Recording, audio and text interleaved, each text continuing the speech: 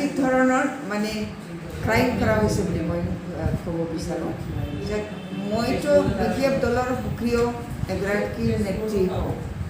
মানে BPF দলৰ কাৰণে মই যিমান পাৰোঁ চেষ্টা কৰি কাম কৰিবৰ কাৰণে ভাল ৰাইজৰ প্ৰতি ভাল কাম কৰিবৰ কাৰণে চেষ্টা কৰোঁ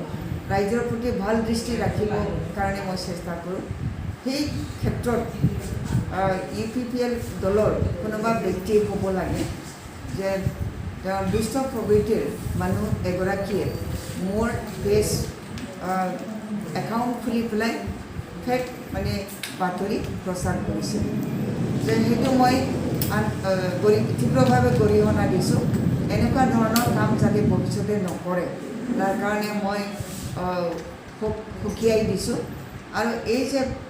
মোৰ পেজটো ফেক একাউণ্টৰ পেজটো খুলি পেলাই মোক এনেকুৱা ধৰণৰ প্ৰচাৰ কৰাটো অপপ্ৰচাৰ কৰাটো মই একশ্যন ল'ব লাগে বুলি মই আমাৰ পুলিচ প্ৰশাসনক মই অনুৰোধ কৰিম যাতে তেওঁলোকে যিগৰাকী ব্যক্তিয়ে এই ফেক একাউণ্ট খুলি পেলাই মোৰ ভাৱমূৰ্তি বিনষ্ট কৰিবৰ কাৰণে আৰু দলত মোৰ ভাৱমূৰ্তিটো মানে বিনষ্ট কৰি দিবৰ কাৰণে যিগৰাকীয়ে চেষ্টা কৰিছে তেওঁক মানে উলিয়াই পানিছমেণ্ট দিব লাগে আৰু কোকৰাঝাৰ ডিষ্ট্ৰিক্ট মহিলা শাখা তেওঁলোকে মানে কোকৰাঝাৰ পুলিচ থানাত গৈ পেলাই তেওঁলোকে এই পেজৰ ওপৰত FIR আজিয়ে মানে তেওঁলোকে FIRটো লজ কৰিব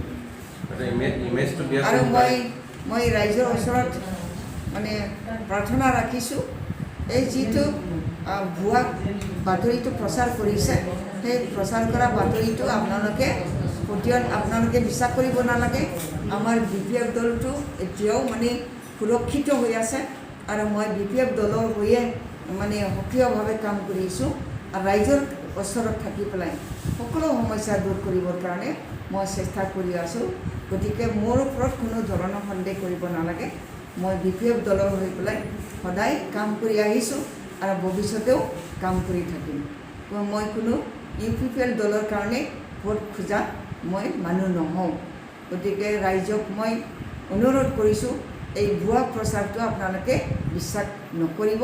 আৰু BPF দলতে থাকি BPF দলে আকৌ পুনৰবাৰ চৰকাৰ গঠন কৰিব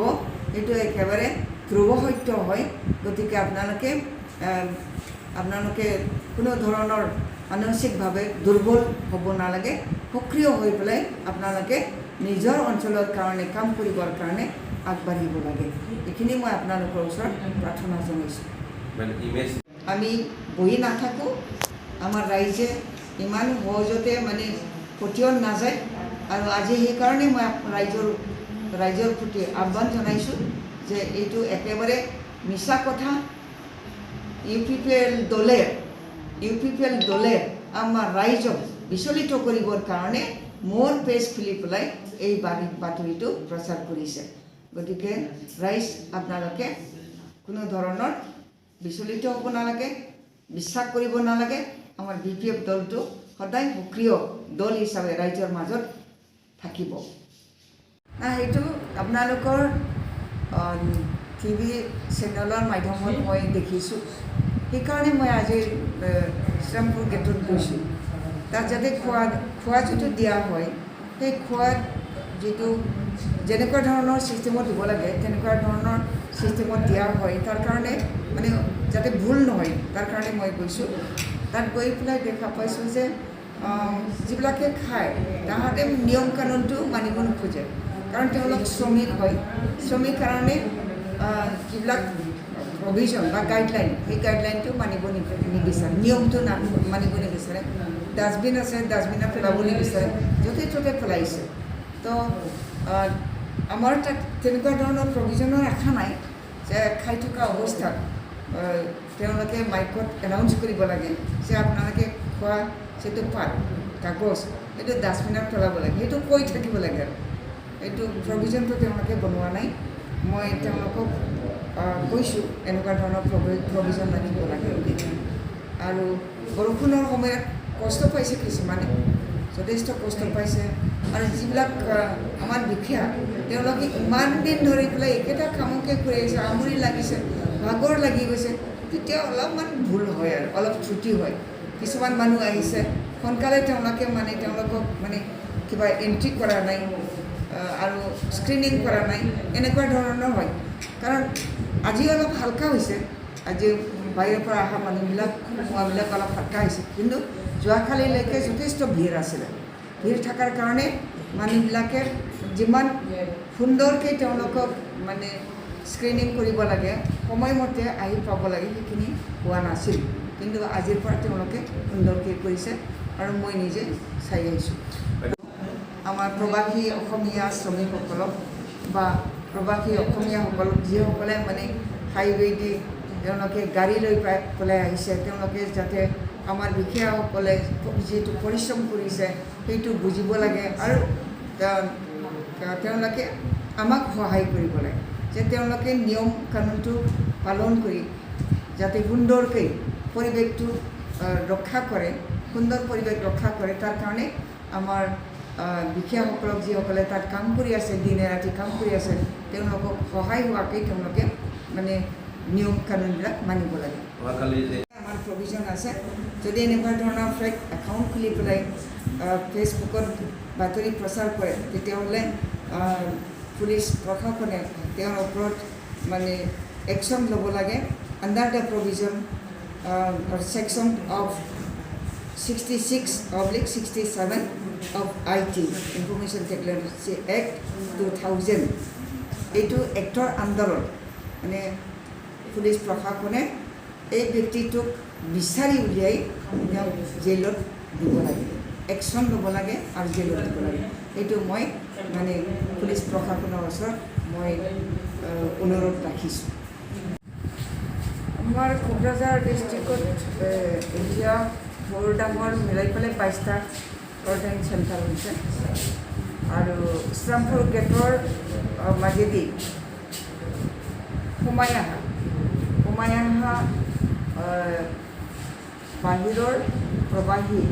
শ্ৰমিক আৰু লগতে অন্যান্য ব্যক্তি কিছুমান বিষয়াও আছে, বাহিৰত ট্ৰিটমেণ্টৰ কাৰণে যোৱা কিছুমান ব্যক্তিসকলো আছে। এইসকলক মিলাই পেলাই 30,000ৰ বেছি আমাৰ অসমত সোমাইছে ইছলামপুৰ গেটেদি। তাৰে মানে অকল কোকৰাঝাৰ ডিষ্ট্ৰিক্ট নহয়, বিভিন্ন ডিষ্ট্ৰিক্টৰ মানুহবিলাকে ইছলামপুৰ গেটেদি সোমোৱাৰ সংখ্যাটো ইমানখিনি 30,000ৰ অধিক হৈছে। তো আজি মই নিজে গৈছিলোঁ, তাতে বৰষুণ পৰি আছে, সেই প্ৰবাসী অসমীয়া মানুহবিলাকৰ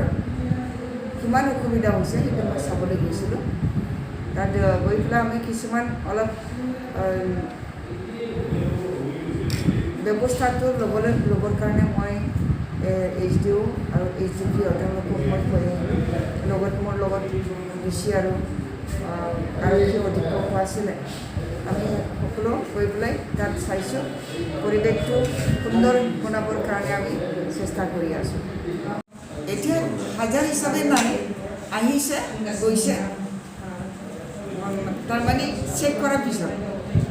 চব কৰাৰ পিছত, চেম্পল লোৱাৰ পিছত মানে তেওঁলোকক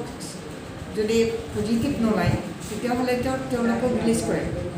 কিন্তু এনেকুৱা ধৰণৰ কৰিছে যে চব কালেকশ্যন কৰাৰ পিছত